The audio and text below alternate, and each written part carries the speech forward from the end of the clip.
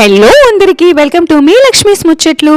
దీనిని ఏకవత్తి అంటారు, ఇంకా మోహిని వత్తి అంటారు. మరి కొంతమంది అయితే ఓం శం శరవణ భవ అని సుబ్రహ్మణ్య స్వామిలాగా కూడా భావిస్తారనమాట.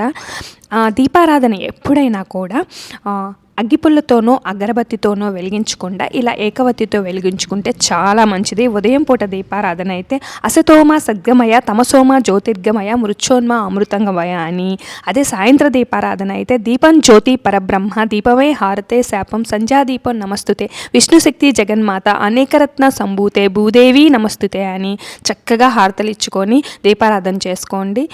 విఘ్నేశ్వరుడికి, నా శివయ్య తండ్రికి, కృష్ణయ్యకి, అలానే బయట ఉన్న తులసమ్మకి, ఇంకా ఉసిరి చెట్టుకి అన్నిటికీ చక్కగా హారతలు ఇచ్చుకుందాం వచ్చేయండి. నా ఈ కార్తీకమంతా ఇలా చక్కగా దీపధూపాలతో ఇలా ముగిసింది.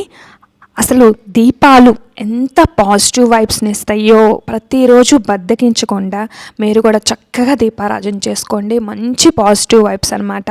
మన ఆ దైవ బలం అనేది విపరీతంగా పెరుగుతుంది రోజు దీపారాధన వలన. వీడియో చూసిన ప్రతి ఒక్కరూ లైక్ ఇవ్వండి. Thanks for watching. Thank you.